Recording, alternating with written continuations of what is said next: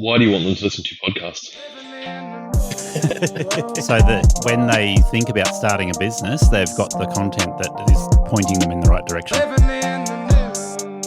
That is such a valuable piece of advice there. The change in mindset makes a massive difference. Welcome to Aussie Lawn Stars. Hey, welcome to the dungeon, Chris. How you doing? Good, mate. Thanks for having me. Been trying to get on this for a while, but life, busy. You know, we're both very busy men and got businesses to run and whatnot. So it's finally good to be welcomed into the dungeon and sit down and have a chat. I've been following your Instagram for a while, and I just recently hooked back up on chasing it down because I had to create a new Instagram account. But yeah, I've heard you had some dramas. I still got them. Yeah, right. But yeah, the Instagram account of yours, you put out some pretty interesting content. Yeah. We just have fun with it. Like, we don't go that generic, lawns every video, because look, 9 times out of 10 people don't want to look at that. They want to look at funny reels, and that's what Instagram is. That's what gets people attracted to it. Like I don't know if you saw the video that we just posted maybe 5-6 days ago. My son helping me mow and snip the yard. That's gone viral. 5.5 million views. Wow! I was blown away. Like 120,000 likes, 1,000 comments, shares are through the roof. Like, yeah, just that's the stuff. Like, I have fun making that stuff. Like, really. Yeah. And getting the young fella involved, as you'd see, if you look through our Insta, the young fella's in it everywhere because he loves it, we love it, everybody else loves it. So you'll have to give me some tips on how to get million plus views. I have no idea. It's hit and miss. You'll make a video and you go, "Oh, that was really cool. I put a lot of effort into that," and you'll get 200 views. One. Yeah, we just off the cuff. I was like, I need to mow the lawn. Hey, we should do this video to the wife. She got him dressed, put all his gear on, and we shot the video. And it went bonkers. I consider it a hit if I get 200 views. Yeah, that's same as me. Like we only had 300 followers on Insta, and now it's up around the 2.5. So within a week, it's it gone bonkers. So it's good. It's fun. It honestly probably won't generate us any more work than already coming in, but it's just good to have people viewing our page, and maybe like one day they might go, "Hey, I remember that guy. Might give him a call." I think there's 2 ways to look at that. One is you just want it to demonstrate your quality of work so that a customer can look at your Insta and go, "Oh yeah, he does great quality work." The other one is going, well, okay, if it's a social media presence, then it attracts attention from outside of just your customer base, which gives you the luxury of going to Still or somebody else and saying, "Hey, do you want a bit of brand rep on my Instagram page?" That would be more who we're trying to target, is potentially a rep deal or something like that, or an ambassadorship. But we honestly don't do enough of it. Like, if you get busy, your videos are the last thing you want to do. You're trying to run a business and run staff and whatnot, and you're like, forget the videos. That doesn't make me money. So, well, yeah, but at the same time, and this is where the reason why I was asking you this, because for me, I need to get more reach for a podcast than what you need to do for cutting grass. Yeah. Now, my previous account was up to 2,000 odd followers before it disappeared. Yeah, right. This one's at 200 and something followers at the moment, so I'm building it slowly. Yeah, but I'm doing it through the reputation rather than hoping for a viral reel. Yeah.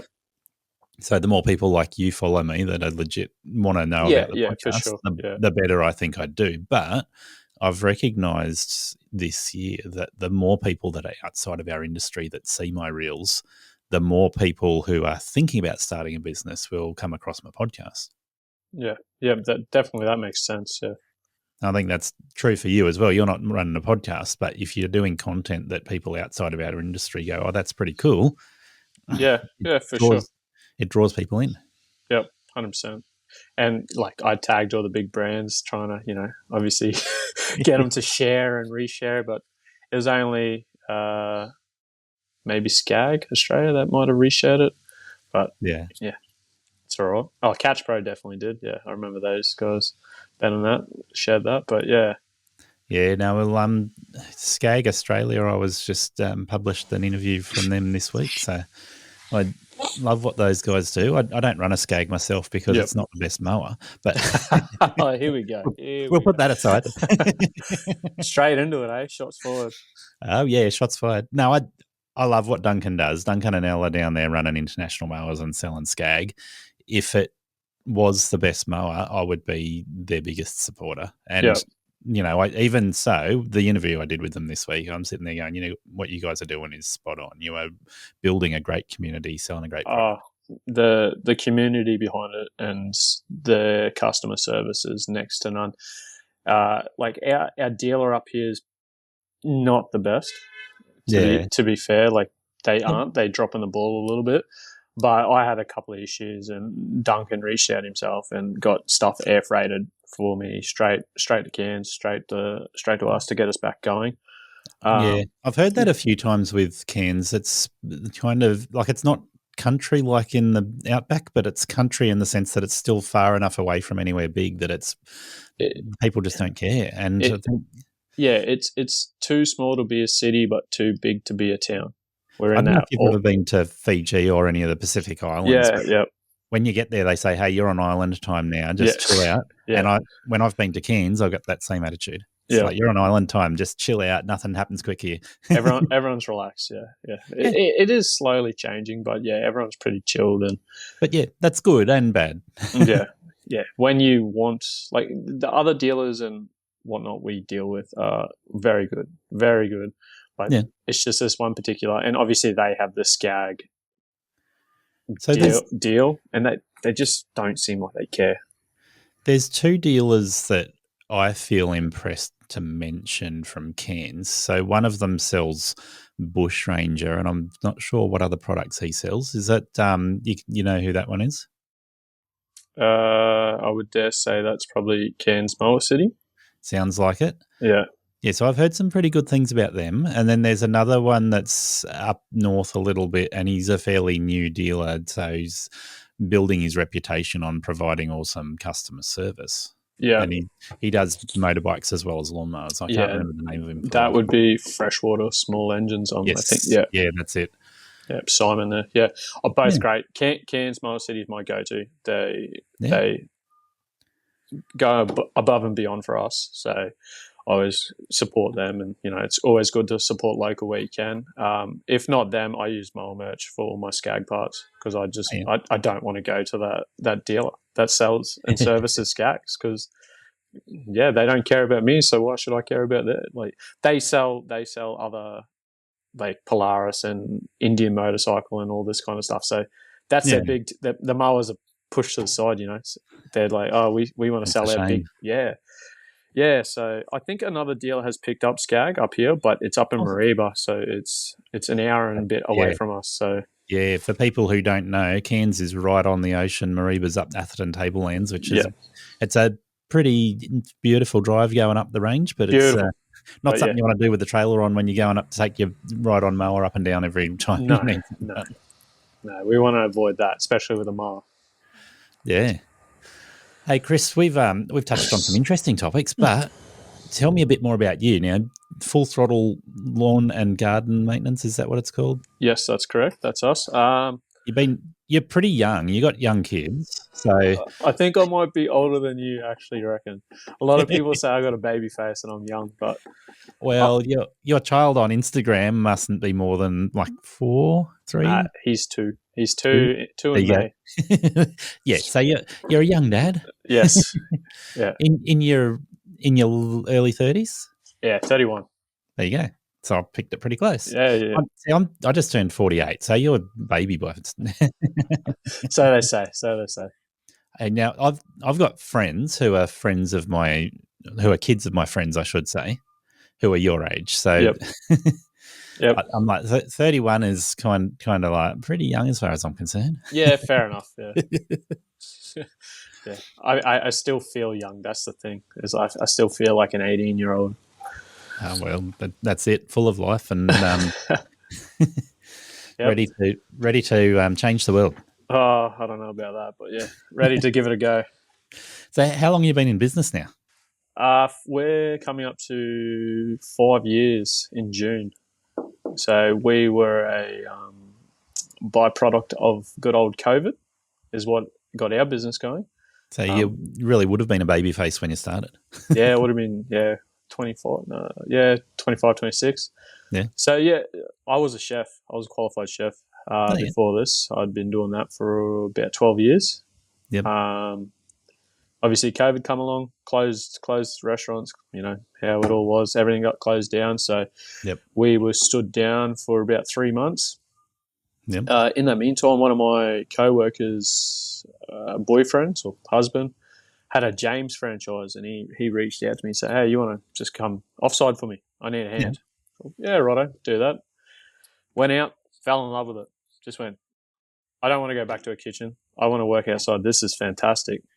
Now, that's interesting because, I've spoken to the Simon and Trina run the Gyms franchise. Now, when they started the Gyms franchise, theirs was the only Gyms franchise in Cairns at that point in time, I believe. Yeah. Oh, this was James Home Services. Yeah, but that's what I'm thinking. There wasn't a lot of franchises running there. There was James was big. I remember when I was with this fella from James, there was probably 3 or 4 other contractors with James Home Services. Yeah. But I went along with him. Started, I just picked his brain. What do you charge for this? How do you price things? Got ideas how it would all work. Went home and went, I can make this profitable, and just full throttle. Sent it and got an ABN. Started, and I was like, I've got nothing to lose, really. Yeah, and I was. It really is that simple. But talk to us about that pricing. When you first looked at the pricing, you're like, all right, this can work.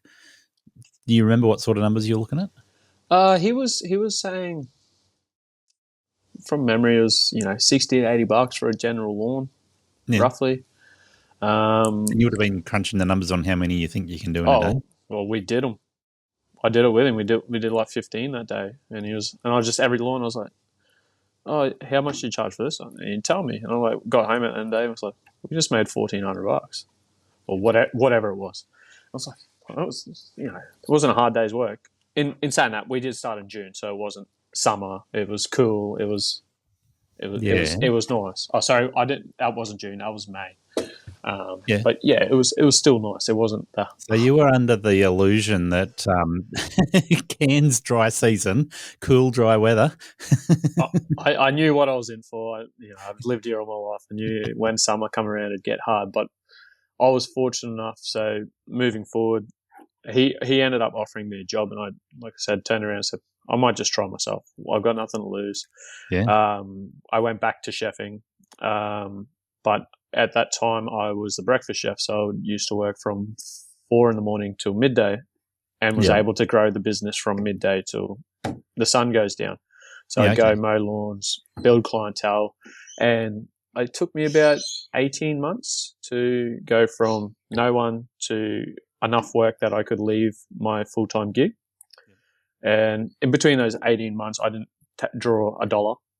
Everything I made, I reinvested back in, because I was like, once I step out on my own, I don't want equipment failures. I don't want any like big setbacks. So I saved, bought quality gear, upgraded, went, okay, I'm sweet. I got nothing else to buy. I've got a trailer. I've got everything. Yeah. And then, just took the leap. And yeah, awesome. It's been great. But in the beginning, obviously working as a chef, doing 4 to midday, and then like from midday till 5, you're doing long days every day, but it's just that hustle. And I always just say to myself, it's like, it's hard today, but it's going to be easier tomorrow. Yeah. And it just get me through.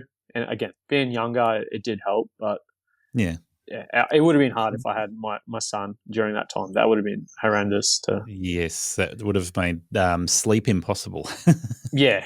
Like, you get home 5 and you're like, okay, in 10 hours, I've got to eat, shower, get to bed for my shift tomorrow, Yeah. So breakfast chef, you would have been dealing with the tourist industry there for sure, doing cafe breakfasts. Yeah. So I was in the Reef Hotel Casino. If you've been to Cairns, you know the casino.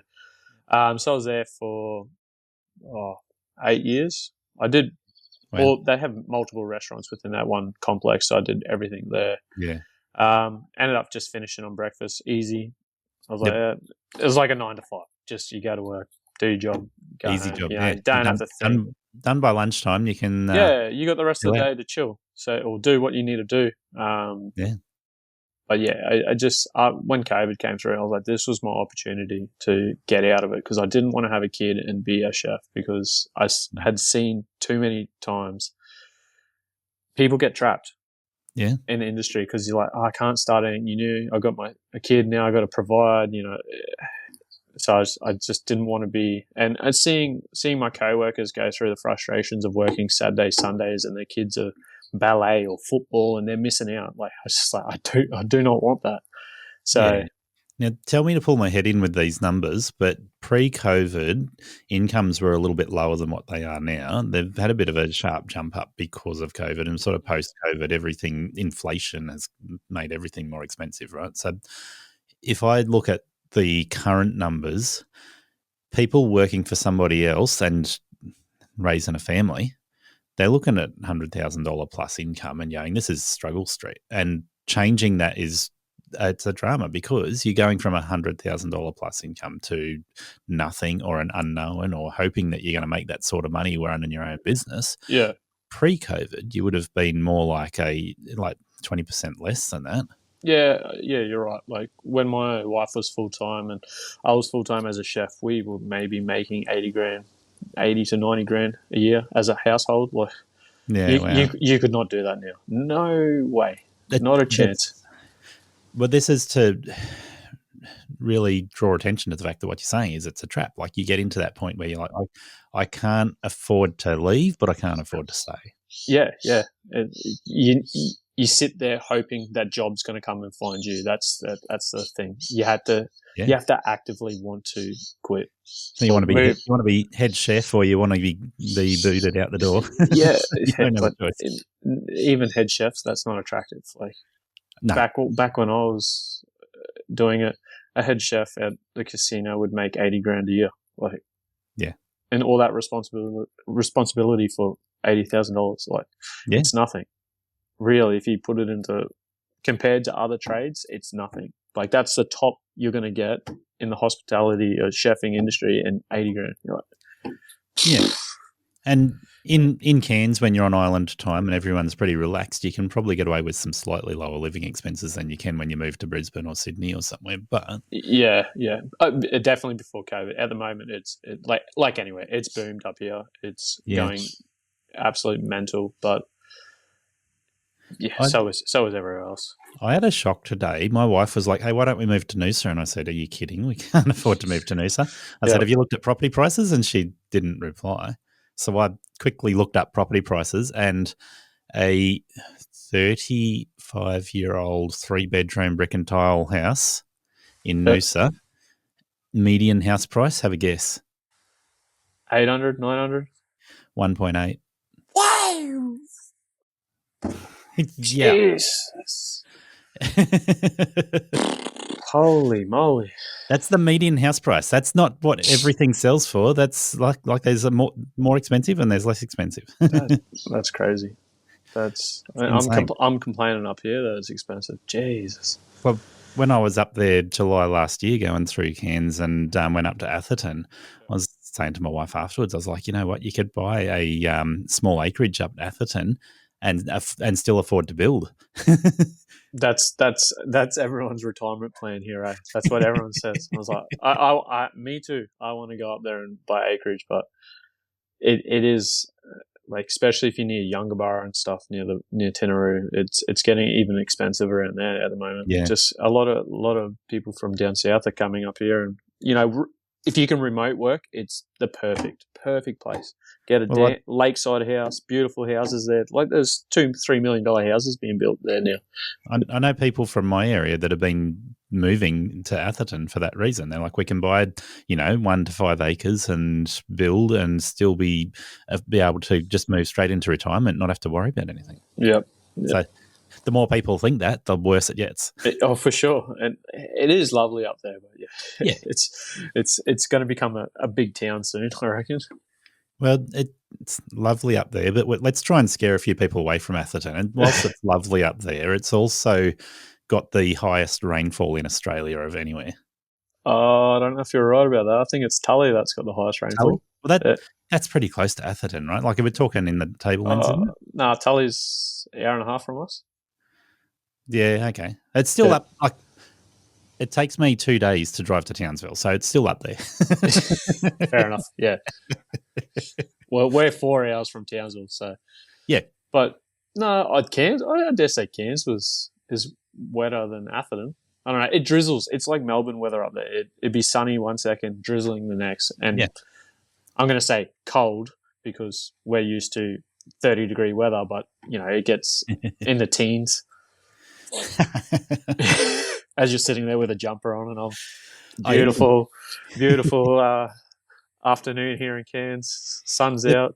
This week is the first week I have put my jumper on coming out of summer, we've had a couple of days where we're working in say 12 to 14 degrees. Yeah, no, that's our peak winter is about 12 to 14. That's like the coldest it gets.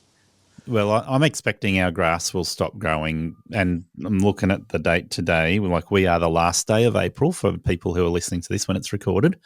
And I've been telling everybody since I've been podcasting and before that end of April in my area, so Newcastle, Sydney area, we get down single digits overnight by the end of April. Yeah, okay. Yeah. So not while we're working, but overnight, once you get single digits, the ground gets cold and the grass stops growing. Yep. For us, if we got rain all year round, it'd grow here all year round. Our issue is we come into October, November, around there. It dries up too much. It gets hot, dry, and the grass just dries out and dies, and you're just mowing dust. Yeah. People that irrigate, they have lovely grass like myself all year round. I irrigate when I need to, and we have beautiful green grass because we got that temp. It's warm. Yeah. It's warm all year round. If it gets under 20 degrees up there, you think you're getting a frost. Oh, if it gets under, we get a 14-degree day, you hear about it. Every second person, oh, it's cold today, it's cold today, it's cold today. I was literally just in Japan maybe 5 weeks ago, and I was like, it was -10. Yeah. But that was cold. Yeah, well, I'm stupid enough to think I'm going to go and visit my brother in July this year down in Tasmania. Oh, that's going to be a bit chilly. I've been looking at Kathmandu having a sale this week. Yeah. Oh, that's it. We were over in Japan and it was -10, but you got the right gear on. It's fine. Yes, exactly. It's crazy how warm you actually are. It's just when you get that wind chill, that's what was killing us because there was a group of us over there, all from hot climate, Darwin, Cairns, So when that wind chill was come through, we were struggling a little bit, but I bet.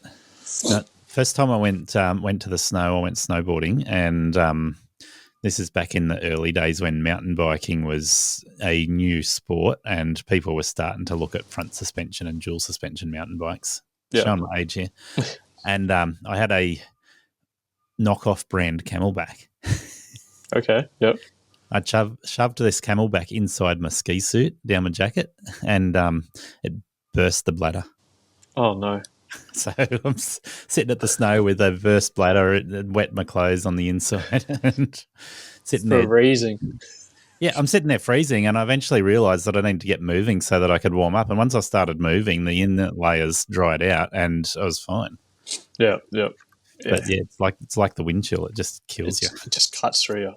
Like I said, that was the only thing we struggled with was when that wind picked up. It was just like, oh, get me out of here.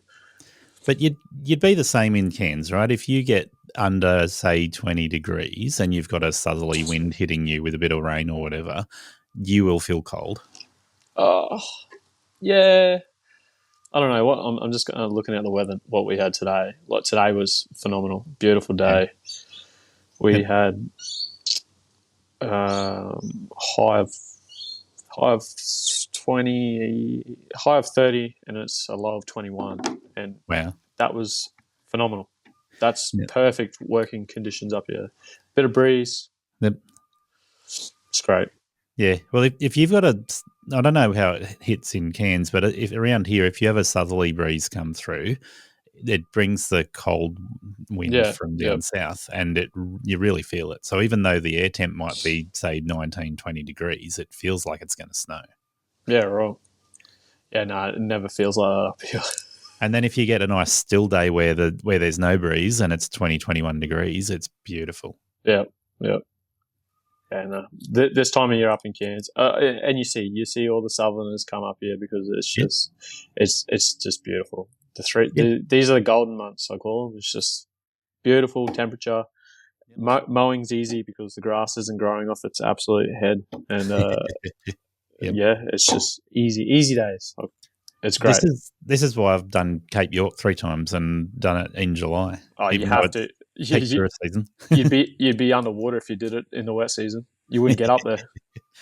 Well, most people who have done it, they sit there watching the videos and seeing when people can first get through places like the Wenlock River or the rivers that are a little bit on the deeper side. You want to know that they've dropped far enough so that your bonnet's going to breathe. I've actually never been up there myself, but I do want to, but just haven't eventuated yet. Don't really have the car. Yeah, I know you can drive pretty much a whole bitumen road up there most of the way these days. Yeah, but where's the fun in that though? Look, I'm all for doing the 4-wheel drive tracks. The Krebs track is awesome. The Frenchman's Line is awesome. All the river crossings, I love doing that. And I wouldn't go up there to just drive a 2-wheel drive in to see the hot spots. But if you weren't keen on 4-wheel driving, you could go through to the Daintree, spend a little bit of time at the Daintree, stop at Cooktown, stop at a couple of national parks. Make sure you go and see the Tip. Probably Fruitbat Falls, Elliot Falls, turn around, go home again. And you've seen all the sites without doing all of the aggressive 4-wheel driving. Yeah. But I have to do it. But, like I've converted I bought a Ranger, and that's pretty much a work car now. So my old one was a full driving, like bit of fun, but it just was getting a bit too hungry on the fuel, trolling a trailer and mower around every day. So I had to upgrade to a new Ranger. And, that's why I got rid of my 80 series, because it was great for doing the full driving, but it was useless for towing a trailer and doing daily driving. Yeah. No, the new Rangers with the auto gearbox, so good. Yeah, I agree. Automatic gearboxes in a dual cab ute are so much easier to deal with than manual, and manuals are still fun, right? But in the right car, not a work car. Yeah, that's it. And then employees, anyone can drive them as long as they get a license. You don't have to worry about I don't have a manual license or whatever. Yeah, exactly. So let's talk more about business, because it's good fun talking about holidays and all that. We've touched on the climate because it's really important to talk about the climate where you're working. Yeah. But so you've been in business for 5 years. Correct. Have you thought about using a customer service app to manage your clients, your scheduling, and your invoicing?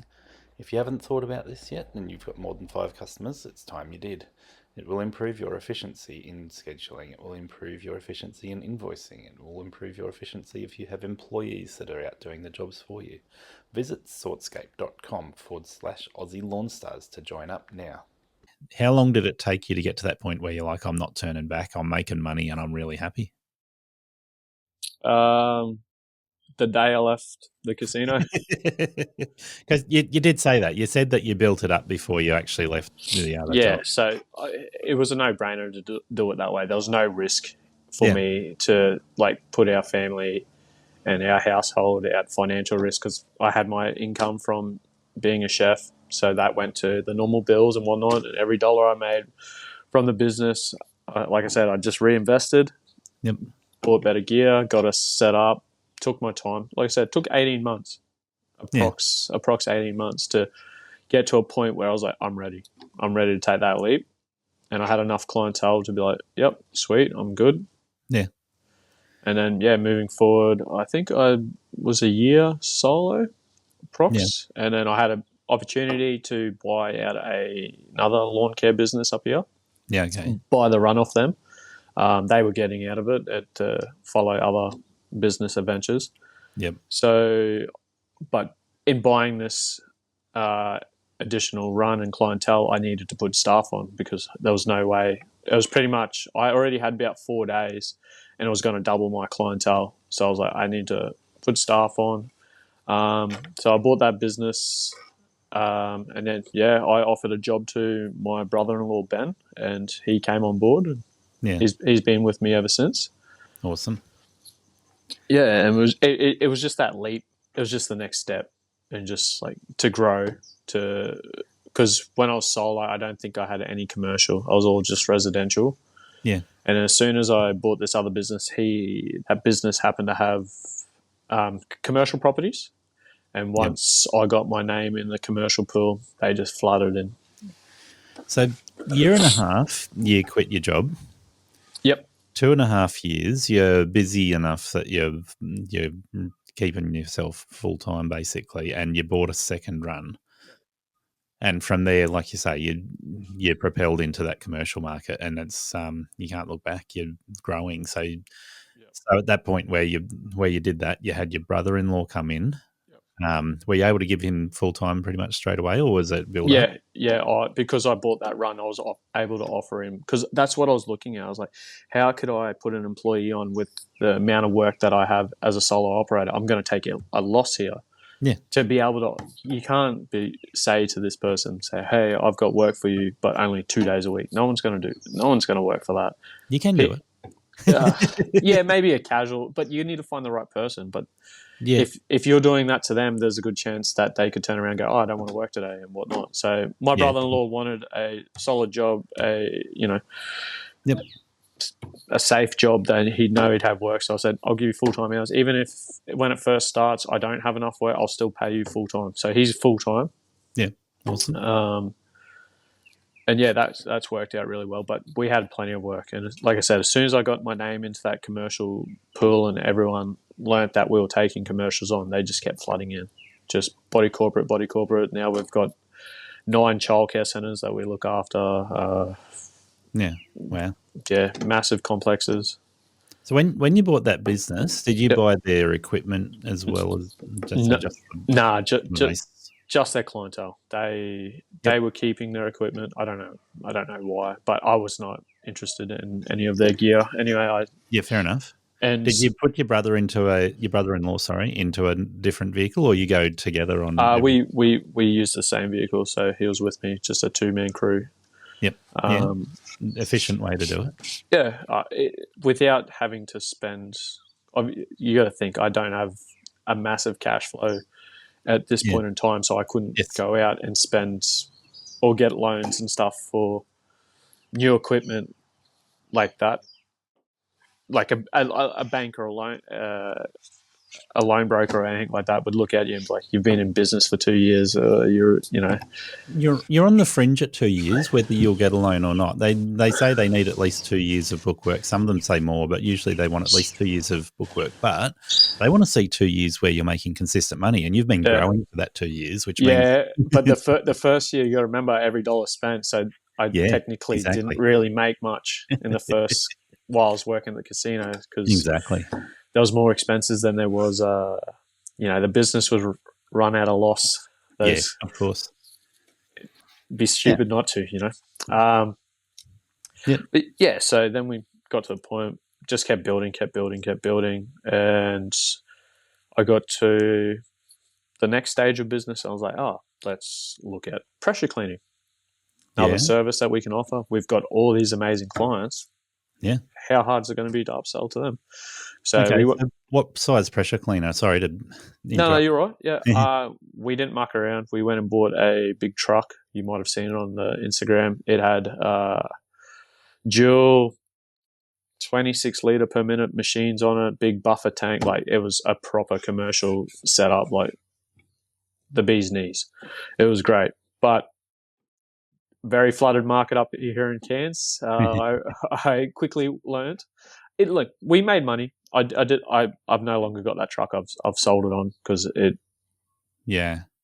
Our marketing and phone calls and what people were chasing us for was for the lawn and gardens.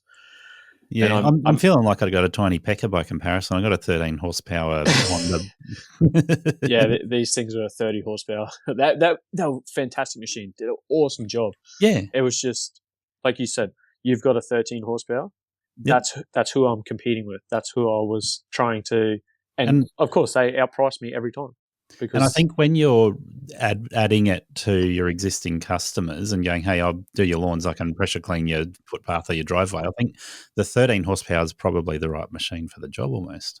Yeah. The other one's undoubtedly better machine, right? Yeah, for sure. And I could just do more in a day. And we're doing roofs and all that, external house washes, everything like that. Yeah. I was getting a fair bit of work, but like I said, our marketing and we'd get 20 phone calls, 19 would be for lawns and gardens, 1 would be for pressure cleaning. I tried lead services and I was just like, why am I trying to shift the focus to that? Let's just... Particularly in a tough market. Yeah. That's what I mean. I would ask, why did I not win a quote? And too expensive, every single time. Yeah. And, so I was like, look, it's very competitive up here. Every second guy's got a pressure cleaner. So I decided to sell it on. Sold the truck pretty quickly. Actually made money by selling the truck. Yeah, nice. So we didn't lose. We didn't lose over the year I did it. We didn't lose money. We probably broke even on it. Yeah, which is good. It was worth the try. We sold that truck. I ended up buying another tipper and setting up a second truck run. And we're going to focus on that. Yeah, okay. So you're running a Ford Ranger and a tipper as your work vehicles at the moment. Are you got any other work vehicles, or is that it? I've got a red work vehicle. I've got a 65 Mustang. That's a work vehicle. Oh, nice. Yeah. Well, this is an interesting one, right? Now, I'm going to push on that just a little bit. Not because I want to upset the tax man, but because I think he's on our side here. Now, I've got a bunch of things that are for podcasting, right? And that means they're not getting used to quote. They're not getting used to do work. They are purely advertising. Yep. And if I ride my motorbike to the mower shop, it's a little bit of a stretch to say, the motorbike's a work vehicle, but people do it, right? Yeah. I might just go, I'll just claim a little bit of fuel for running the motorbike around every now and then because it's getting used to do some work trips every now and then. But if you're got a work vehicle that's not actually getting used for work, but it's actually serves a work purpose one way or another, then you don't really need to justify that. As long, like I said, like my ute, when I came through Cairns in July last year, is plastered with podcasting paraphernalia. That's it. All you need is a sticker and you should be right. So if I want to show the logbook, it's like this trip is for advertising and that trip is for an interview and this trip is to go and meet somebody in Geelong. And yeah, that's it. We'll see what my accountant thinks of it, but I only purchased it at the start of the year, but we'll see if we can scrape it through or get something for it. We'll see. 65 Mustang's nice. Yeah, I don't like Mustangs as a general rule, but a 65, you get respect. yeah. No, it's a nice car. It was a spur of the moment. It's too good to be true. Corner. Anyway. Good on you. Yep. So the whip snipper goes in the back. I've picked up some supplies and done some quotes in it, so I can justify it. Ooh, now were you using that to quote with the pressure cleaner? I can see why they walked away. This guy's got too much money. He's not getting ours. Yeah, that's what it is. Nah. you got to get a moped when you do the quotes. That's your quote vehicle. Yeah, right. Turn up with your torn T-shirt and your moped. Yeah, look real good. But no, my actual 2 work vehicles. I got an Isuzu tipper and a Ford Ranger. Yes, and they both have a trailer each. Ranger has a nice big dual axle tipper bin, can fit a 48-inch mower up the front as well as push mowers, etc. Did you say dual axle? Yeah. So it's a 6-wheel vehicle. What's that? No. The trailer is dual axle. The trailer's dual axle. Sorry, my mistake. I thought you were saying the Ford Ranger is dual axle. No. Excuse me. There's one up here getting around, actually. Well, there is a few. That's why when you said that, I connected the wrong dots. I was like, oh, yeah. Yep. But yeah, so I bought that trailer first, that big one. It's been great, but I decided to when I set the second run up and bought the tipper, I was like, I'm not going to do the exact same thing because the tipper like I said, we've got childcare centres where we need to bring sand and stuff in. Yeah. Where a little tip truck, perfect for it. Little Be able 3-tonner? yeah, it's a car license one. I think it's for. I think it actually can be 5.5 ton, but it's been deregistered to the. So car license, yeah. Yeah, car license one. Awesome. Yeah. So that tows your trailer most of the time, and then occasionally carts sand, dirt, wood chip. Yeah, Rubbish. mulch, Yep. whatever we need to throw in it. But yeah, no, it just tows that little trailer. In the trailers, the mowers, etc., trimmer rack, and all that on there, and we just throw the green waste in the back of the tipper and whatnot. So that works well. It just gave us a bit more versatility for jobs, etc. When we do pick them up, what vehicle is going to work best for this application? Oh, it's tight access. Let's take the tipper in there because it's tiny, it's small. Yeah, that's the way to do it. Yeah, so we're just trying to cover all bases, you know. So, at this point in time, how many people are running around doing lawns for you?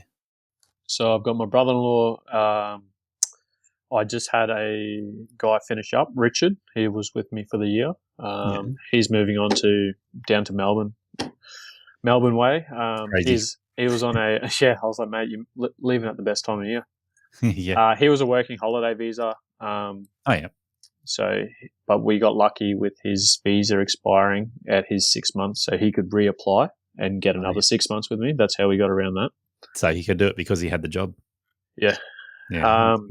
So then I obviously advertised, and I just recently picked up a 17-year-old, Cortez, his name is. He's third week was this week, and doing really well. Really good reports from Ben saying he's working hard, good little hard worker. So, but whole staffing thing was a bit of a nightmare. I had trials lined up, people didn't show up. Yeah, the Cortez, who I did end up hiring, after a guy didn't show up for a trial, I put a message out to other applicants, and he showed up within an hour. So he's a trooper. Yeah, look, this is probably the number one issue that stops people from growing a business to the size yours is, or bigger. Yeah. I get people asking me all the time, like they think I'm going to have a magic answer on how to employ good people. And it's like, well, there is no magic answer. You've got to start thinking like a big business instead of a solo operator. Yep. You got to use places like Seek to advertise. You've got to do a formal interview and trial period, and pay them accordingly to their skills, not just cheap. That's it. You got to pay them right, and just like you just said, you got to interview them. People laughed at me. I sat when I first hired Richard. I sat everybody down and had a proper one-on-one interview, face to face. And I was like, I don't want to hire someone that I don't like. Well, it's just going to end wrong. Yeah. What's your interest? Learn what these, take notes, whatnot, and go back home, and okay, this was the best applicant. This is who we're going to go with. You just got to do it properly, do it right. Yep. Find someone willing to work. Yeah. I've looked at how a lot of businesses do their first hire and their first few hires, and a lot of people, including myself, will just go through friends and family. Yeah. And that's not wrong, but it is fraught with danger. If you upset your brother-in-law now and you got to part ways, it's hard work. Oh, for sure. And like everyone, we come to that agreement and say it won't happen, but you got to. Yeah. We both have the mindset of work's work, outside work is. So if something happens at work, just leave it at work. We're at the end of the day, we're mates, we're brother-in-law. So let's keep it that way. But I think most people will go through that phase of hiring friends and family first, and then after they've exhausted that or they need to grow more, outgrow that, then they start looking at formal hiring processes. And before that, it's like, oh, you're my relative, third hand, fourth hand, Yeah. So you're hired. In saying that, it was beneficial to hire my brother-in-law first because it's a bit more relaxed. Yes. I don't know how to input all your details into ATO and all that, So it was all on the fly, learning all that. But Yeah. being my brother-in-law, he's like, yeah, just take your time. If I miss pay, I miss pay until you figure it out, Yep. So it was a bit more relaxed that way. But Yeah, for sure. And yeah, like I said, it's not wrong to do it. It's just that that's one of the processes people go through. And this is why I've interviewed several people in the podcast around HR practices, employing people, how to do it right, how to get good practices in place and have good strategies to deal with all the things that Yep. can and will go wrong. So 100%. that's interesting to hear your perspective, and you've done a bit of both. Yep. Oh, like we have contracts in place for every employee. Yeah. You gotta to protect them, protect me. You know what the base rates are. You know how many hours you're gonna work. I can't take advantage of you, and you can't take advantage of me. It's fair. That's it. At the end of the day, that's what you got to do. You got to have this written down. It's not a he said, she said situation. It's black and white. This is your job. This is what I expect from you. This is how much you're getting paid. It's all in a contract, signed, dated, like a big business would. Ultimately, the more you have put in writing, the less it reflects on you emotionally, and that saves your emotions as well. Because my wife's worked for several different size companies through to government contracts, all that sort of stuff. I've worked for large businesses and small businesses alike, and that's the thing that makes the biggest difference. If you're working for a large business and they say you've got a job, these are the contracts you're signing, this is the expectations of your job, you treat it like a large business. You don't treat them like they're a pain in the butt just because they have some expectations of you as an employee. And vice versa, you've got expectations both directions. But if somebody's not living up to those expectations and it's in writing, it's not an emotional thing. It's just this is what's going on. This is what we had agreed to, and you're not fulfilling your agreement. Like it's as simple as that. You got to keep it professional. It does allow you to separate work and friendship, family, whatever. Yeah, it's a bit of a scapegoat, I would say. It's just be like, here, this is what we agreed on. This is not me saying it. This is what we agreed on. Yep. Yeah, and I've had several employees over the 15 years I've been working, and that's one of the things that is really challenging. If you don't have a clear-cut employee handbook or job expectations written in a contract, then what do you do when they're not living up to it? You either put up with it or you end up making it difficult for them. Or Well, that's it. But in saying that, how do they know what is expected of them if it's not clear? Yeah. You get to this time of year and you're like, sorry, there's not enough work to get through winter. I'd never do that. Well, I couldn't. In your area, you've still got work coming in. Yeah, well, that's it. Normally, winter comes along and every second person wants mulching done and big garden cleanups and stuff like that. So that's what we target. Yeah, awesome. Yeah. So there's always work up here. Plenty. I mean, no, there's no work. Don't come up here. Leave it for me. On that note, I'm guessing I've seen your Instagram. I'm going to say 80-20 professional versus cowboy moves that you've made. So the majority of what you've done has been reasonably professional. Cowboy moves are definitely a thing in Cairns, though. Oh, there's plenty around. Don't you worry. Plenty. We've all done our cowboy moves. Everybody. You can't deny that you haven't done a cowboy thing once upon a time. I'm not going to deny it. I've talked about it too much to be able to. Yeah. We've all done it. We've all escaped the consequences or whatever the stupid things we've done and walked away. But you're setting your business up, like you say, with contracts, employee handbooks, all the bits and pieces. Your business is set up to target commercial work as well as residential work, and you've got to nail it and be professional. 100%. That's the first thing you get asked when you potential to get a new commercial client is they want your public liability, they want your work statement, safety statements, your swims and stuff like that. And if you don't have that, they're not even going to look at you. I've got all that, so that's why as soon as they ask, bang, bang, bang, it all goes through, and they're like, "Well, sweet." They go contact other cowboys out there, and they don't. So it's easy to win these contracts, and then once you're like these big body corporates, management groups, once you're in their system, they just keep throwing you work. Well, that's easier for them to hire the same person than try and find someone new. 100%. So if you can get in, get your name out to them, go approach them, whatever. Once they've got your details and you're set up, they, like, for me, they just work after work. Oh, we got this complex. The person's failing or sold or moved sick, whatever. Can you take it over? Can you take this one over? Can you take this one over? One of the things that I think signifies a cowboy, and I don't actually know what your response will be on this, but I'm treading on dicey ground by saying it this way.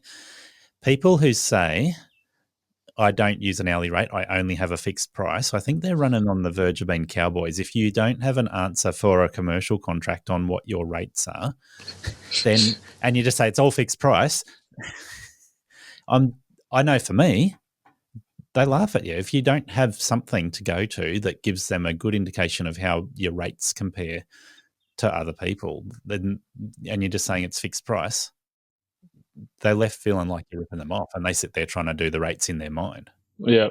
Up here, it's all fixed price. Yeah. I don't, like, obviously I have an hourly rate. I don't tell any of my clients this. I know what I need to make profit. But any commercial, they just want to quote a fixed price. They want a fixed price. Yep. Yeah. They just want to know each fortnight we're going to get charged X amount. Here's a scope. Obviously, they get a scope of works, so they know what they're paying for. Doesn't matter if we're there one fortnight, we're there for an hour. The next fortnight, we're there for 2 hours. It's the same. Yeah. Okay. I just wear that cost. Like the same as when summer comes around up here. Every job takes 10 minutes longer, but it's just a fixed price. And then winter comes along, every job takes 10 minutes less. And it just balances out. See, this is where I think on commercial contracts, and what I've seen is the commercial contracts start asking that question about what your rates are. And I mean, residential customers will ask too. Yeah. But on a commercial contract, if you've got an answer of what your rates are, then you look more professional than if you say it's just a fixed price. Yeah. And what I mean by that, like if you're 10 minutes extra one time, 10 minutes less the next time, it's not a big deal. But if you're spending a day a week at a commercial contract or full time at a commercial contract, the rate makes a big difference. Oh, for sure. If you were full time at a commercial, if that was a week worth of work, you'd have to give them an hourly rate. Look, you can still give them a fixed price, but the fixed price is representing an hourly rate, right? Yeah. Well, that's it. If you're not trying to be transparent, it still comes across anyway, and they start seeing you as not being transparent. Yeah. So I think the more commercial work you do, the more they start asking about that or start making observations if you don't have answers. And I think it's better to have answers than not have them. Oh, for sure. 100%. That's what I was getting at by if you don't have that ready to go, then you're going to come across as more of a cowboy. Yeah. Anyway, that's my hobby horse. Yeah. So, Chris, talk to me about gear. We mentioned the dreaded Skag. We've mentioned the coffee mug from Still. Still's number one. Nah. Most of the time, I'm just going to say if you're buying a reasonably large brand commercial tool for the job, and you know it's the right tool for the job, then it's going to do reasonably well. But you've picked tools that work for you. So, what's your setup look like? So we run Still everything handheld. Yeah, a mixture of battery. The rig that the boys are in is all battery. Everything. I haven't gone out and purchased battery gear for myself yet because I still had a petrol with the snipper and stuff. Like the second rig's a cowboy rig. You know, it's like you're starting again. So yeah, sure. And you cut corners to make sure you've got what you need, and then you build it up. But all hedges are battery. It's only the whippersnipper that I have mainly that is still petrol. Everything else is battery. Battery's really good until it comes to the real thick stuff. It does struggle a little bit up here anyway. Yeah, everywhere. Yeah. It either runs out of power or it runs out of battery too quick. Yeah, definitely. And still have released a new, more powerful model of their Whippersnipper FS200 or something like this. Yep. And I questioned them about it. I said, look, it's great. Heaps of power. They're raving on about, power, power, power. I said, how long's the battery last? 16 minutes. I was like, 16 minutes? What are you going to do in 16 minutes? Like, I understand you're not using it when you don't have your finger on the trigger, you're not using it, but 16 minutes, man. Like, is that with the 500 battery or the 300? That's a 300. So the 500 will get a little bit more, but it's the 500 to the 300. The value's not there. The value's in the 300s. Yeah. Price per watt, what that you actually get. The 500's over double the price of a 300. So it's just like it's not actually worth it to buy 500. So we don't have 500. We have 10 300s, and that easily does a day. But the Ranger has solar panel, a internal battery that we can charge off an inverter and stuff set up, so the boys can charge batteries as they go if they need. But they try and hold off until towards the end of the day, so they're not just draining the internal battery. How big's the internal battery that's running off solar and inverter? 120 amp. 120 amp, 12 volt. Yep. Okay, and that'll help get you through a day, basically. Oh, easy. That barely gets drained because it's hooked up to a DC to DC charger, so it charges while it drives, charges when they pull up because of solar, and that runs the fridge on board. So the boys got cold water, place to put their lunches, etc. But like I said, they generally have 7 batteries. I've got 3 because I have a hedger on my rig that needs it. During winter, 7's plenty. They won't use 7 in a day. Summer, obviously, grass is thicker. Everything takes a little bit longer to cut, whatnot, more power demand. They might have to charge another 2 to 3 batteries to get them through. Yeah. So the onboard battery's not charging batteries back to back. Otherwise, it would. No. Like I said, just leave it to the end of the day. As you're getting towards, you go, oh, we might need 2 more. Let's start charging them. Yeah. Just don't. We can charge at home. We've got 4 port chargers. So you chuck 4 batteries in at once. Yeah, that's it. Yeah, so I was like, we'll just do it at home. Otherwise, if you drain the battery too low in the car, then we got to plug the car in, or that battery in to charge, and then you run leads out to the street, and it just gets a bit. So we try not to do that, but generally it's okay unless we get overcast weather for weeks. It generally keeps charged up, that internal battery. Yeah, so I'm running an internal battery that's twice the size of yours, and the best way to talk about the power available is kilowatts. So my battery's close to 2 kilowatts. Yours is probably like 1.4 kilowatts if you do the maths on it. Yeah. But if you look at, say, the Cress, their massive charging station, I think that's around 10 or 15 kilowatts. Yeah, they said it's a 100 amp hour battery, but obviously it's, I don't know what voltage. It might be 40 volt or something. So, yeah, I think it might be. So their big ones got a lot of kilowatts, and I think that's what you've got to weigh up. If you're going to be charging batteries off it back to back, you go, okay, the average battery is about 300 watts, maybe between 250 and 400 watts. So you got to be able to charge, say, 10 batteries in a day if you're going to run off that. So that's 4 kilowatts at least that you need with some reserves. So make it 6 kilowatts. And then if you got 2 people out there, increase it. Yeah, but I'm sure you don't have a spare 10 to 15 grand to drop on a massive big battery system or a place to put it. I'm looking at this at the moment, right? And I don't talk a lot about what I do for work all the time, but because I've got my tools stored on site on one place and I operate from one spot there all the time, I'm not carting them back home. Yeah. But if I start doing more residential work, I'll be running a trailer again with tools in the trailer. And what I'm thinking is set up about 20 kilowatts of battery in my work shed at home. And it can be my solar and battery rig at home to make sure everything's charged, and then it runs the house when it's not charging batteries. Yeah, and you could probably set that up yourself, or if you have electrician friend, probably similar price to what you could buy this Crest thing for. That's the thing. I just think, like, I get it that the technology in it is phenomenal, but it's so expensive. I'm going to talk to Chris soon. I've got the phone number for the boss lady at Chris, and going to have a chat to them very soon. So we'll start asking them some of those questions about how their setup works and who's the right candidate for it. Because, like you say, a lot of people are not going to choose it. Probably a council setup or a big rig like that. You need the space on your vehicle to store the thing as well. Yeah. But yeah, you probably want like a 3 or 4 man crew operating out of one vehicle, doing big complexes or parks and gardens and stuff like that, where you don't want to have 50 batteries on board, where you can just recharge off this thing.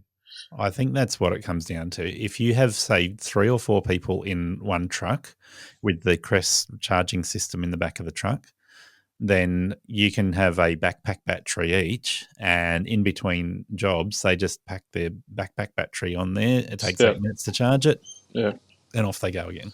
And that's phenomenal. Like someone to create that technology, it's awesome. But yeah, for 95% of people, it's out of reach, I think. Yeah. So we're going down a bit of a rabbit hole here, but in terms of battery, we're comparing the amount of kilowatts you need available to keep you going through a day, or what you're going to do if you get home and then you charge all your batteries once you get home. So yeah. But yeah. So your setup, though, we were talking about that from the point of view, your employees are running battery tools through the day. They charge them at night. You'll run a battery hedge trimmer, but you're running a petrol whippersnipper. Yep. The one I'm wondering about there is blowers. So do you run a backpack blower, or are you just using handhelds mostly? We're all backpacks. I've got the 800, the Magnum. Okay, so 2-stroke again. They're a 4 mix. Yes, but yeah, it's a 2-stroke. And the boys have 2. Oh, nearly lost there. The boys have 2 450s. So they're just a smaller blower, but still plenty of power. The 450s are interesting because they've got that little electric magneto start thing. Yeah, so I've got one that's got the e-start, the electric start, and one that's just a normal pull start. Both very good. Yeah. Yeah, and you can get a handheld blower that will do as much power as those, but a backpack with an easy start on it's a good way to go. Oh, 100%. Yeah. But we find that we need 2 backpack for the boys anyway. That, like, some of these big complexes take half an hour to blow down. So if they're both on the blower, it's the way to do it. Just comfortable, doesn't wear their shoulders, arms out. They just walk, all the weight's on the back, obviously. This is why when I talk to brands, I push back and they say, "Oh, nobody needs to run 1 hour run time and that much power." It's like, hang on a minute. They do. As soon as you get out of the residential game, you do. Everything needs to, last and be powerful. If you're doing residential jobs, then it is easy to use a handheld battery-powered blower. And that's exactly what we have. We have a little still battery power blower in there when we don't need to pull the big blower out. And the boys, boom, bang, bang, done. The moment you're doing larger commercial jobs, then you need to move more grass, more leaves, more sticks. And you don't move sticks with a handheld blower. No, you don't. You don't move much with a handheld blower anyway. Maybe the big ones, but... Well, even with the big handheld blower, you're still moving grass. You're not you're moving a few leaves, but you're not, like, if you've got a pile of leaves in a gutter or something like that, a BR800 is the tool for the job. Oh yeah, that's a beast.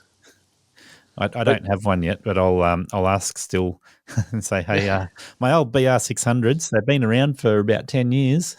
I'm sure they'll give you one as long as you hand over $1,300. They'll be happy to give you one. Well, if I keep talking about them, they might. Hey, I tagged them in that Instagram reel. They went viral, and they still haven't responded. So you need to do something right for them to get. I have noticed.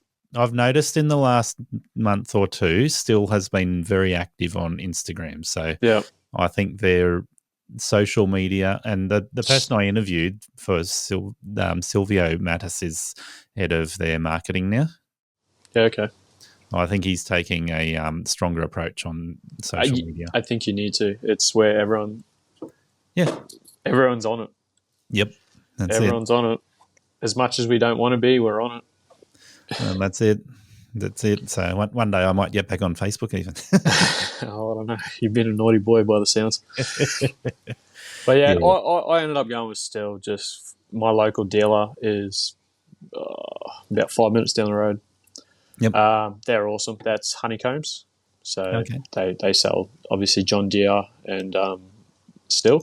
Yep. But the reps there, the guys there are just phenomenal. Always go above and beyond for you, look after you. So Yeah. and I've just been loyal to them. Just ease of access to get to the place down the road. But again, quality gear and customer service is the win there. Yeah, and to be fair, when it comes to handheld brands, Still and Husqvarna are the two leading brands that people go to. Yeah. And then once you move from them, you've got a bunch of brands that are around with dedicated battery gear, or say Bush Ranger has made a massive hit in the handheld tool market lately. So there are other brands around, but Still is probably even between Still and Husqvarna, Still is probably more recognised than Husqvarna. Oh, for sure. They're one of the biggest brands in the world. Yeah. And before I started any business or not, everything, I want a chainsaw. I want a Still. That's what it's. I don't know. It's branded in our heads that Still's the best gear. It might not be. I can't really comment because I haven't been able to compare a Bush Ranger snipper or a Husky snipper, or, Ego, whatnot. I haven't used them because I've bought Still battery. Why would I go buy other battery gear? Look, they've done a really good job with their branding, and I've worked with a number of brands with the podcasting, and the thing I'll say that makes the biggest difference when it comes to any of these questions, most of the brands will have a commercial quality tool that'll do the job. But if you look at the number of dealers around the country, if you go from Cairns to the Daintree, or you go to Darwin, or you go out to Broken Hill, chances are you'll find a Still dealer. Yeah. You'll get support for your product. Yep. They're everywhere. Like we have 2 in Cairns alone. That's three. Three. That's what they've done. Their marketing is synonymous with brand reputation, and you know that's what you get, and that's why you go for it. Yeah, it's like McDonald's. It's on every corner. Yeah. And for a user, that's great because I know if I'm on the north side of Cairns, there's a Still dealer. If I have something break, I can get a spare part there. If I'm on the south side, there's a Still dealer. I can get something there. Yeah. Yep. The other thing that goes hand in hand with that, and I've been pushing this for 15 years since I've been doing this. When people see you with your trailer, they ask you, what brand of tool do you use? And I'll go and buy the same thing because you're using it commercially. Yeah. And so more and more, I've seen that where dealers or brands are going, okay, if the contractors are using it, that's to our advantage. Oh, for sure. And I would be the same if someone come up to me, hey, what do you think of this snipper? I'm like, it's great. Have a go. Use the blower. See if you like it. Like, I don't care. Hands down. It's worth doing. I don't get anything from it, but I like the brand. They look after me, so I'm happy to, help them out where I can. That's it. Chris, before our disruption, we were talking about the tools you use other than the hand tools. Yep. Saying you've got Bush Ranger 21-inch self-propelled. Is that the Lonson engine? Yeah. So both are Lonson. Yep. Good and machines. And a Massport.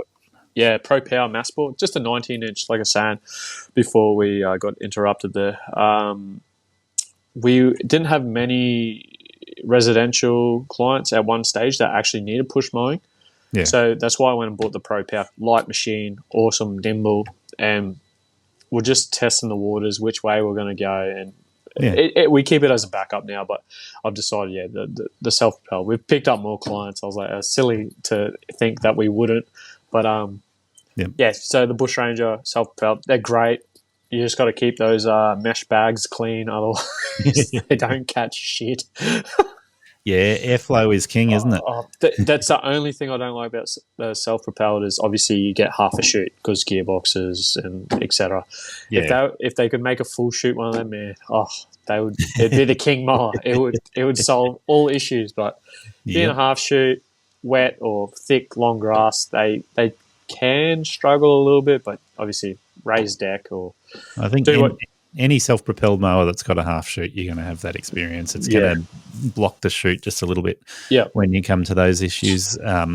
But yeah, airflow is king, and like I say, when I'm talking about business, cash flow is king. So cash flow, airflow, wonder what else you can refer to.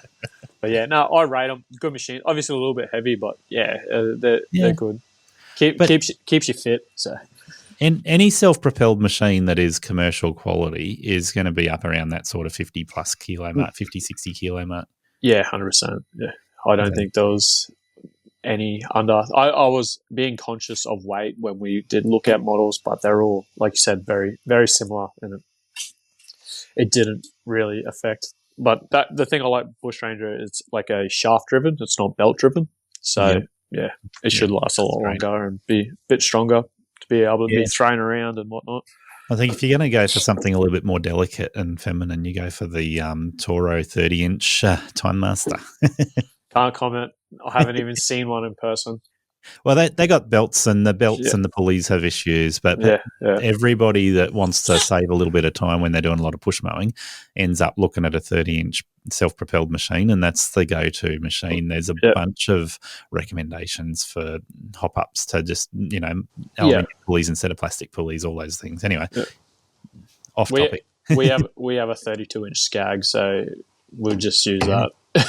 Yeah, you can push your Toro. I'll just stand on my Skag and mow away. That's interesting you say that, because I've talked to Simon up there on numerous occasions about what he should do going from a push mower to a mid-size mower for doing a lot of residential work. And it's like, do you go the stand-on machine that will leave more ruts, or do you go for the walk-behind 30-inch machine, which covers similar ground but a little bit slower? Yeah, so you just got to, I guess it's yard to yard. Some are fine, some are dry all year, and then we have a suburb called White Rock over here, and it literally is wet. It's built on the old Cairns dump, so it's just the ground is soggy 24/7. Push mower only then. You got to be delicate in those ones, but you just got to try your best and do. The clients know. They know they got a shit yard. And 9 times out of 10, you rock up to a new property in that area, and it's not a flat yard. They all just go like this. They're all bumpy, and that's just how the ground's just moving. All the houses crack over there, because it's just constantly shifting. It's garbage. It's all breaking down over time. It's literally built on garbage, and then right next to it is the inlet. And it's like. Well, I don't know why it was built here, but anyway, I guess they needed the land and they filled in it and this would be a great place to put a suburb. But but other than that, most places are like a clay base. Yeah, so it's all and pretty more stable. firm. Yeah. But obviously, once we get 1,000 mils in a week of rain, it all gets a bit sloshy and not much can be done. Yeah, well, that's it. And when you guys get a lot of rain, you get a lot of rain. Oh, yeah. I think at the start of the year we had around 1,600 mil for Jan or Feb. Yeah, we had our normal yearly average in the first 2 months or something. It was ridiculous. So the last week or so, we've had a fair bit of rain here. I saw. On Sunday, we got 140 something mils in one day. Right. And that was enough to get some localized flooding. Yeah, crazy. But if we get more than 100 mils in a day, that's at the upper end of what we expect, and that's where you start getting, like if it's had a bit of rain and the ground's already wet, then you get that sort of flash flood where the water just moves across the top instead of soaking in. Yeah, it's not uncommon for us to, especially during the wet season, get 100 mil days nearly every day. For weeks, there'll be just weeks of rain. But lovely. It's how it is. But then you get to this time of year and you might get a overnight shower, and it just keeps everything growing. Like the last 2 to 3 years have been phenomenal. The growing season we've had maybe 2 months where it stopped growing, and then December comes around and bang, we're back into it. So it's been really lucrative at the moment up here. But obviously, weather comes and goes, and it will change back to a drier more traditional style of 3 to 4 months of dry weather, but it's been great. All we need is one shower a week, and it'll keep it growing. Yeah, awesome. All year round. Yeah, all year, never stops. Yeah. Other countries they look at Australia where we do have grass that grows all year round, and they're amazed by it because so many places you get snow or whatever. Yeah, for sure. Yeah. It just totally stops the growth altogether, or the grass has disappeared while it's under the snow. Yeah. Even where I am, like the grass will come to a dead stop, but the graph that shows you grass growth, it immediately starts growing again. It's just growing at about 5% of its maximum capacity for a short period of time. And then by the end of winter, it's up to about 10-15% of its maximum capacity. And then it starts a sharp drive up as it comes into spring. Yeah, right. Yeah, no, I don't think it drops below 80% up here. Yeah, but talk to me about say January, February, where it's not at 100% of its maximum growth. It's like at about 1,000%, right? Yeah, that's pretty much it. You literally can mow the lawn, walk away, and I swear that's just grown. It's the hardest thing is the moisture. We all know cutting wet grass is just horrendous. Yep. And nothing catches properly, nothing cuts properly. Yep. It's just we get rain for 3 months, and it's just hard. It's a hard slog. We're working in the rain. Everything's wet. Everything's moldy. And the grass. As soon as the sun comes out, obviously the grass grows 6 inches. Yeah. So. I think everyone's heard the myth that maybe it's true, call it a legend, that Honda actually did a lot of their testing with their commercial machines in Cairns because of that flat-out grass growth. Okay, yep. Again, I can't comment. I've never actually used a Honda branded mower, so fair. They could be really good. I don't see them being much different to the Bush Ranger, to be honest. No, I don't think you'll find there's much difference in it at all at the end of the day. Like they're basically going to be almost the same machine. Pretty much, yeah. They run the same blades. Yeah, the deck design's not much different. The blades are the same. Some of the Bush Rangers have the Honda motor on them. Exactly. You both can get a blade brake option now. There's not much difference between them, but you just gotta obviously cut and mow and work to the conditions. It is what it is. If the grass is a foot high, there's no point trying to mow it at 2 inches. It's never going to work. So, and you just got to educate the client. And if everyone's pretty chill, like you said, island time up here, everyone's chill. They know, do your best you can. It's raining nonstop. They're just appreciative that you're there, giving it a shot. You might walk away from a couple of jobs going, look, it looks like crap. But if we don't mow it now, it's going to be 8, 9, 10 weeks before we get back here. You just got to. Yeah. It's the beast it is up here in Cairns. It's a struggle, but we seem to get through it every year. Like I said, when it comes to this time of year, it's perfect. Everything cuts beautiful. The lawns look great. They don't grow as fast as they were in summer, but so do you make more money in summer or winter? Because summer you've got that delay where you can't get on it because it's too wet, and you just got to do as much as you can. But in winter, you've got your high income jobs doing all your cleanups, your mulch in the garden beds, all those sorts of things. I'd probably say winter. Winter's better. 100%. It's easier work. The machines aren't working as hard. You're not using as much fuel. The boys aren't doing as much overtime. It's for sure it's going to be more profitable winter. And then any time that we do free up, say we get a free day here or there, I can book it out with a mulching job or redoing the sand pits at childcare centres. There's always work there. We generally don't work weekends, but there's probably the last 6 months there's been a fair few Saturdays that we've had to just one-off jobs, little landscaping, turfing jobs, sand pits, that kind of stuff, mulching. Yep. Yeah. So there's always work. It's good. Yeah. It's kind to a point where we're not chasing the work's finding us. Yeah. Which is great for us. Mentally, don't have to try and market and try and have to. We need work. It's there. So we just. That's a good position to be in, and then all you got to decide is how much of the work you want to take and how pretty much you pick want and to grow your choose. business. Yeah, yep. And that's the plan. Is this second run, I'll build up, get another employee to help me out. Hopefully, between him or her and Cortez, we can get someone trained up to be like a lead, like Ben is. Get them trained up, and then I'll have 2 rigs going out without me intervening with them. And you'll be able to start another one. Exactly right. Start again. Fair enough. Our problem when we get to that point will be we're running out of room at home, and we're in a 600 square meter block with 3 trailers, 4 cars. Like we're that house on the street there. I was like, oh, look at these guys, shit everywhere. Well, time to buy a bigger property with a nice big shed. And I'm torn which way I want to go, whether I try and find a commercial shed or if I look at an acreage or something that with a bit more room. I don't like most of the acreages in Cairns are on the south side of Cairns, so they're about half they're away from the work. Yeah, exactly. So that's half an hour travel extra each day that I've got to pay the boys for. I've got to think of extra fuel, so it adds up.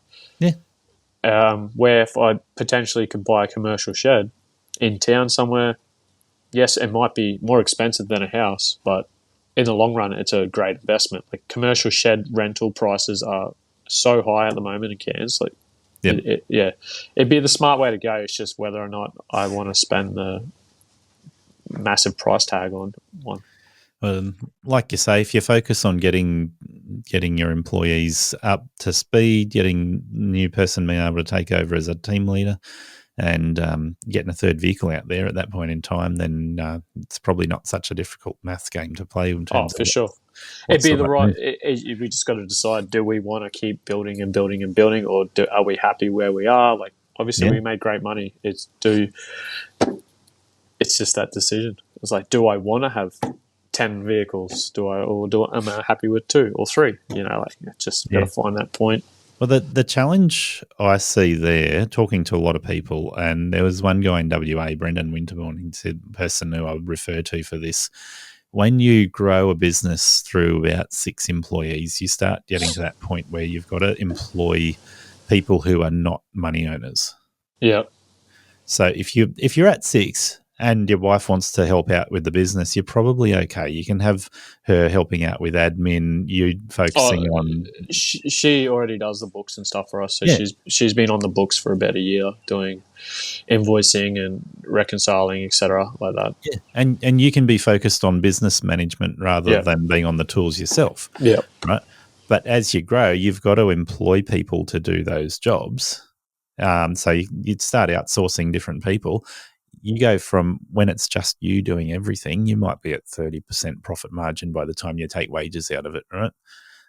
Once you've got 5 employees that are all on the tools and you're paying an office manager, paying a maintenance manager, paying a business manager, you got 3 positions that are not earning an income. Your profit margin is now down to 10%. Yep. But obviously you're turning over a lot more, so that But yeah, that's the struggle point, is sort of around that 5 or 6 employees is where you hit that wall of going, well, I can't physically manage everything myself. Yeah. Oh, and coming back to that, I recently put out an ad to hire, teenagers or something in school that want a couple of hours a week just to help keep our equipment clean and looking good, and just that maintenance has got away from me because I'm so busy, and the last thing I want to do when I come home, I want to spend time with my family. I don't want to be out there cleaning mowers and cleaning so I managed to pick up two teenagers that actually live about 5 houses down from me. So they're going to start next week and, come up one day a week in the afternoon after they finish school, and 3 or however long they want to work. I don't really mind. And, just clean the trucks, clean them, vacuum them out, everything. Just that kind of unbillable hours, but you need to do it to keep everything in top notch. And no one likes sitting in a sweaty car that stinks and whatnot. And like I said, in summer it's wet, it's moldy, so you got to think of that.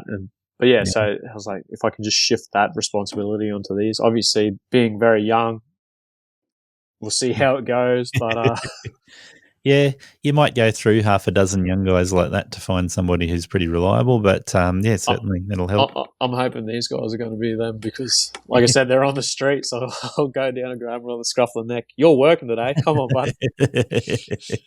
They might regret it.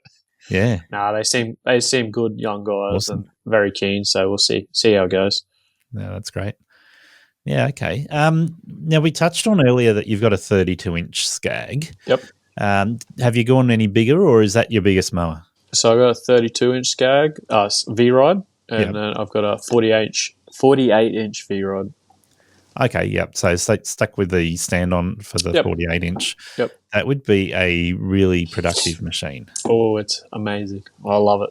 So what's the horsepower rating, ground speed of the 48? Horsepower, I think, is 22.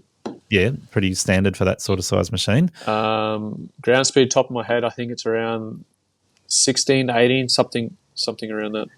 Yeah, most machines that size will probably be around the 14, 15s. They might be up at 16. Yeah. If it's 18, that's really impressive. Yeah, I think don't quote me on it. Luke. Yeah, no, that's cool. I'd have to look it up myself to double check anyway.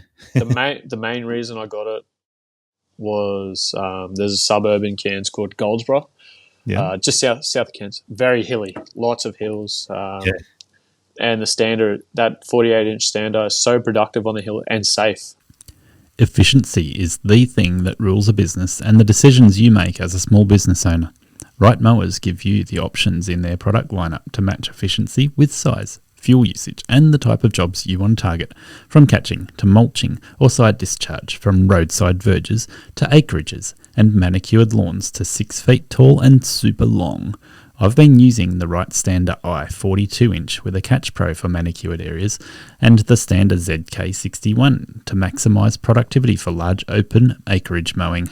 If you need to replace your push mower, try the 32-inch Stander B. If you have more open access to residential properties, there's a 42 through to 48-inch option that suits you. And if you want to enter the acreage market, the 52, 61 and 72-inch machines have choices in engine size and model type to suit the work you want it to do. Right Standards go the distance, saving you time and money season after season. It's yes, the amount of traction and stability we have compared to a traditional lap bar zero turn or anything like that. Yep. I wouldn't even try and attempt some of these properties with a lap bar zero turn. It's only going to end one way. And everyone out there has tractors, like your lawn tractor you sit on because they do all right, but they go 5k an hour. Yep. So now, I've got a good comparison here because I've used a few different machines. Now, I was diehard Walker machine owner, and I would evangelize for Walker without getting paid for it at all. So if you take a Walker B series, which doesn't catch the grass, they handle slopes really well. And you've got a 42-inch deck is pretty standard. You can go to a 48. I had a 56-inch deck for it as well. So you can certainly on slopes for a sit-down machine, it was really stable and great and did a brilliant job.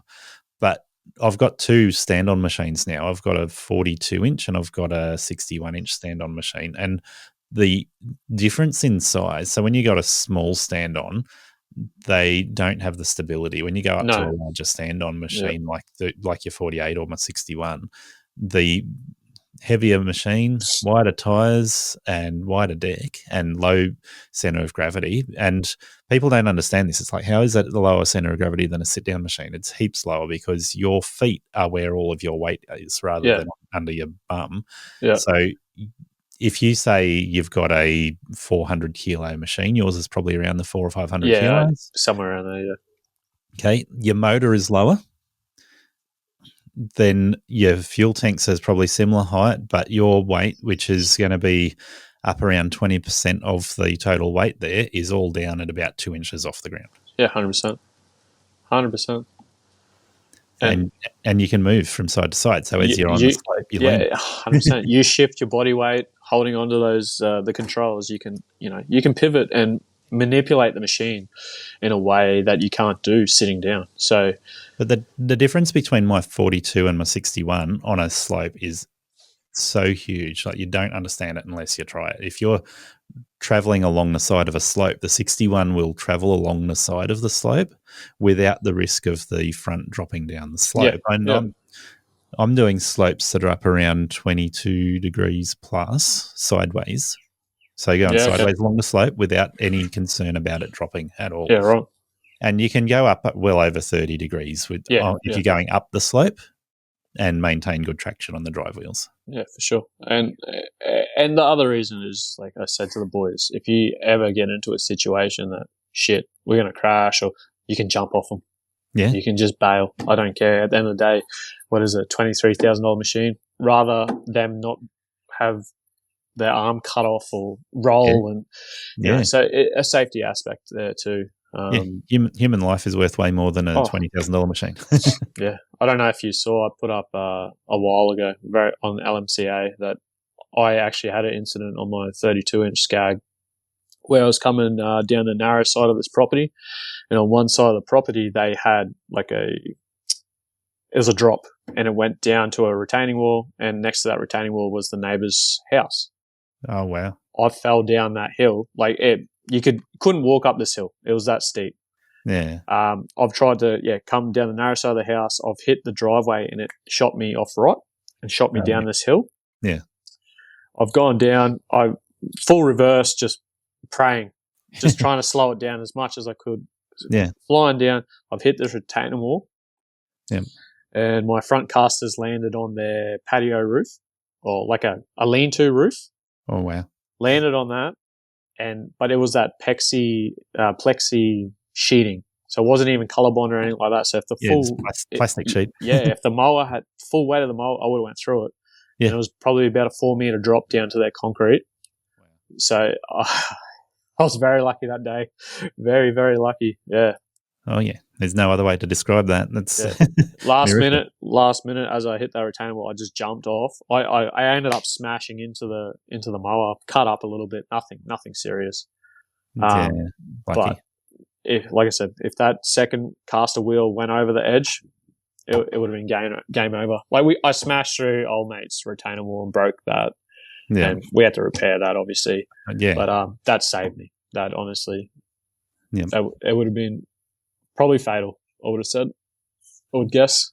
But yeah, I know a few people that have had similar incidents without major injury, and it is pretty much a miracle, because if you get to that point and the mower rolls over, or you get stuck under the mower, or anything else goes wrong, they're all serious and life-threatening injuries. Oh, for sure, 100%. Yeah, a 400-kilo machine lands on you.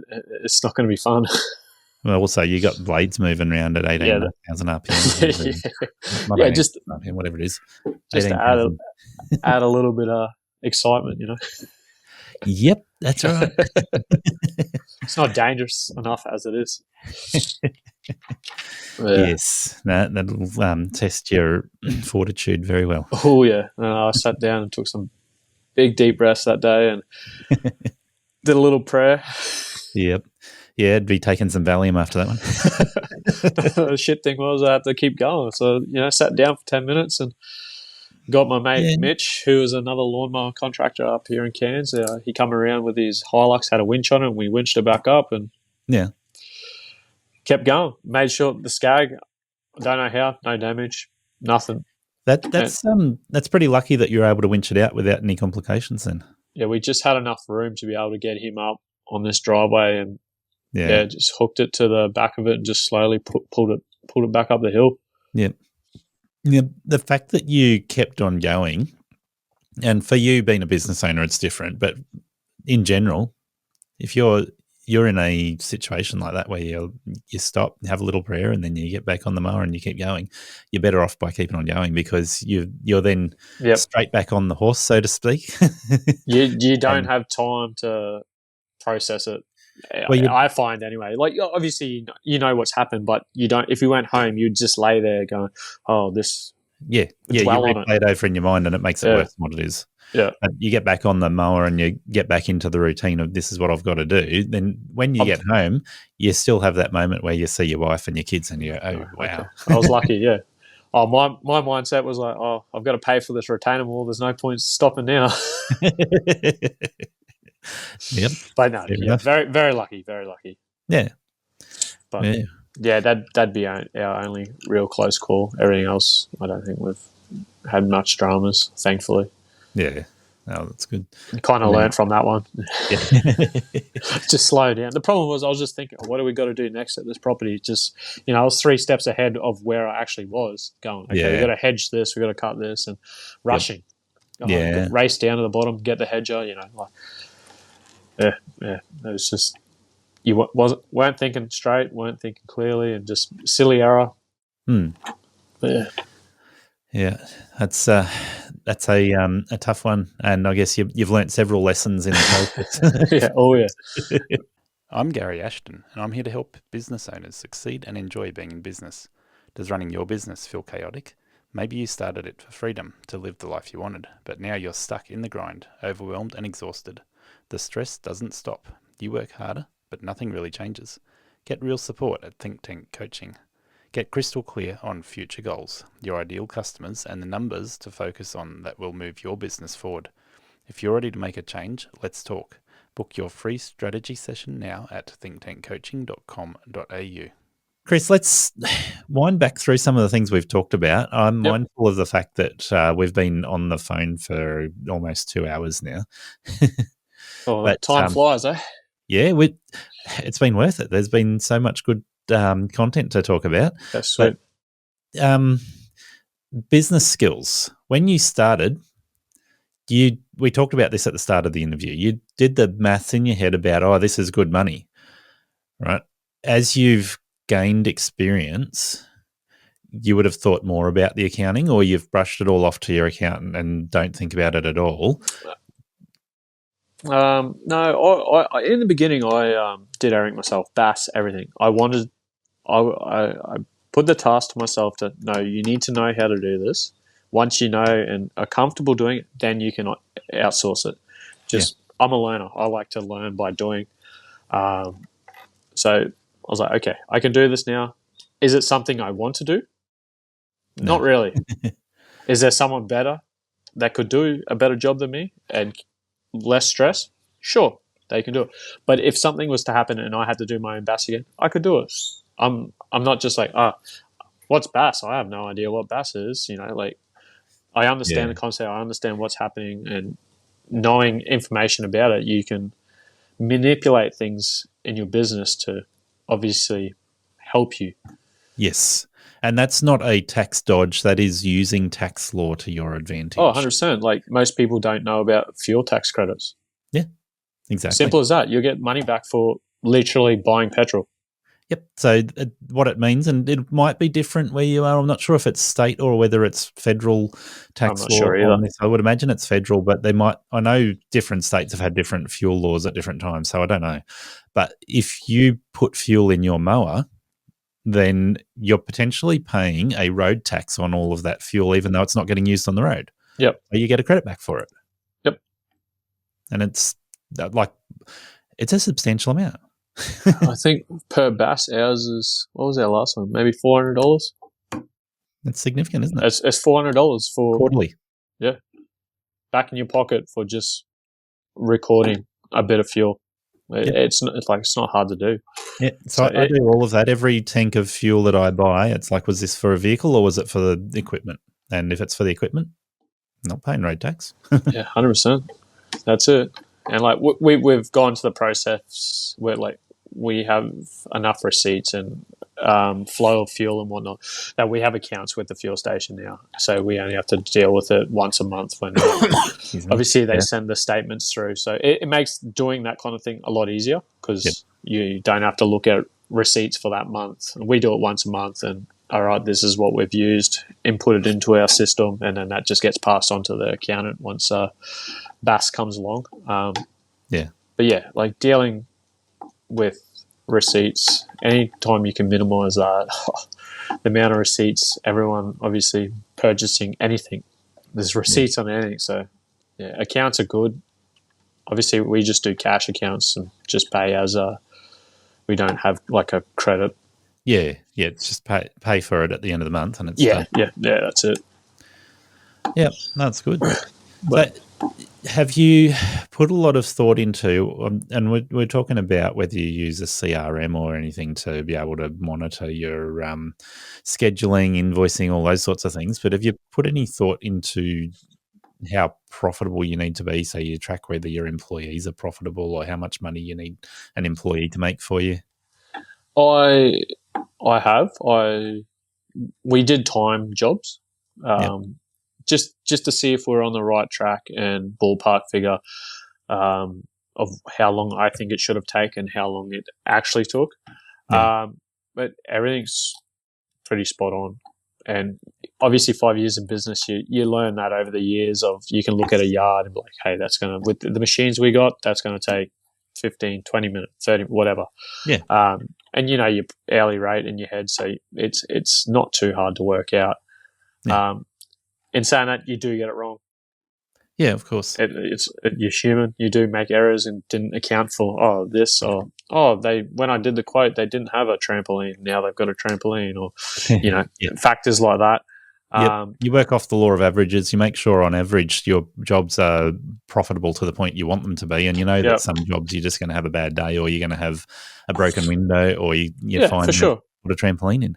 and then the opposite might happen, and you have a win. You get those jobs where, that was great. We had clients, we were charging X amount, and then they've turned around and put a big shed in and said, we'll pay the same amount. It's like, well, a quarter of the job has disappeared to a shed now. Like, I don't care.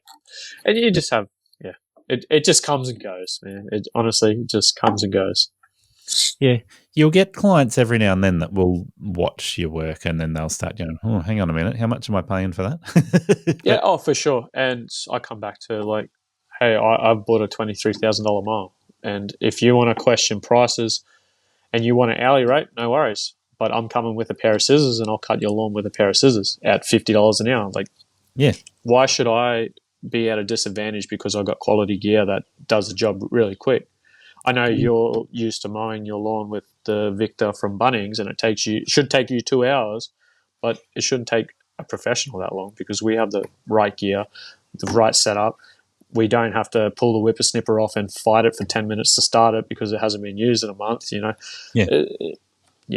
you just give them little examples like that. And generally 9 times out of 10, they're like, okay, I see where you're coming from. Like, that makes sense. And that's what we were talking about earlier in terms of having an answer for a customer when they asking questions, so that you don't look like a cowboy. Otherwise, you're just like, all right, if they ask questions, piss off. I don't want you. You're not the right customer for me. Yeah. But I know the first significant one I had was a customer that was a really good customer, weekly cuts for probably about 7 or 8 months of it would have been more than that. It would have been like close to 9 months of the year, weekly cuts. Yep. And they would spend all day on a Sunday mowing their lawn. And so when they gave up not having to mow their lawn and lose their whole day on Sunday mowing the lawn, and they're going, it'll take you a whole day. And I'm like, no, that's about 2.5, 3 hours work. Yeah. Yeah. And the hourly rate's insignificant because they're saving a whole day. Yeah. You just got to explain. It doesn't matter. It doesn't matter if I do it in 2 hours or I do it in 8 hours. You're paying the same. Well, obviously, there's not going to be that much variation, but you're paying the same amount. If we have a breakdown on site, I'm not just going to like, sorry, your lawn's half mowed. I'll go get the parts fixed and come back and mow your lawn. Yes, I probably didn't make money on that lawn. I probably lost money, but that's our responsibility. And customers who are in business, they either understand this and appreciate it, or they understand it and they manipulate you to try and screw you down over it. You're 100% right. You can generally tell which kind they are when they are. But most of them appreciate it, and they're just like, because they're too busy themselves. So one less thing I can do, I can concentrate on making money, whatever. Yep. It wins for them. And if they're in business and they're trying to screw you down, just tell them about the Peter tax. Peter tax? Pain in the ass tax. Oh. Yeah, there's a couple of jobs I'll put that one on. I don't want to do this. Oh, damn it, they accepted. Yeah, that's it. Makes it worthwhile, though, when you do go do those jobs. You're happy. Yep. Oh, I'm getting paid well for this one. I don't want to be here, but I'm getting paid well. That's right. It's like if I'm smiling, and I know I'm smiling not because I like the job, but because I like how much money I'm making. Yeah, that's it. That's it. Yeah, there's been a couple jobs like that for sure, and I'm sure we all have been there. Yeah, that's it. So, Chris, is there anything we have not talked about that we should talk about before we say goodbye? Oh, I don't know. Business-wise, I think we've covered most of it, yeah. Yeah, I think we have, but I'd just like to make sure because there's always things like that story about you rolling the mower down the hill. Yeah. I try to forget that one. It haunts me. No. Thankfully, we do not have that job anymore. I was happy. It was a pain, that job, but... Yep. So you needed a Peter tax on that one. Yeah. Again, how you just said the people in business try to manipulate, that was a client. They were a big business, and it was. Yeah, I felt we're getting used. Yeah, a little bit here and there. Yeah. Yep. Taking advantage of our goodwill and kindness. But and your inexperience in business. Yeah. But yeah, no. Overall, I think we covered most things. So, but yeah. Well, I'll finish up then and say thanks for joining me. No worries. People who are listening need to check out your Instagram because it's pretty cool. So full Throttle Lawn and Garden. Correct, yes. And they'll get a nice chuckle out of some of the reels that you put up. And, we try. That's what we aim for. We aim for a bit of fun and a bit of laughter. Like I said, we just don't want to be that generic lawn page that just, here's me cutting a bit of grass. Like, yeah, we want to have fun with it. Makes it enjoyable. Makes you want to do it. Yeah, that's it. That's what it needs to be. You need to be able to enjoy it and come back again tomorrow. And I really enjoyed yesterday, and I want to do it again. That's it, 100%. Oh, thanks, Chris. Appreciate your time. No worries. Thank you very much. Thank you for listening to Aussie Lawn Stars. Please remember to rate and review the show on the Apple Podcasts app or the player you use. Exciting new shows are released every Monday. Make sure you follow or subscribe to hear the next episode.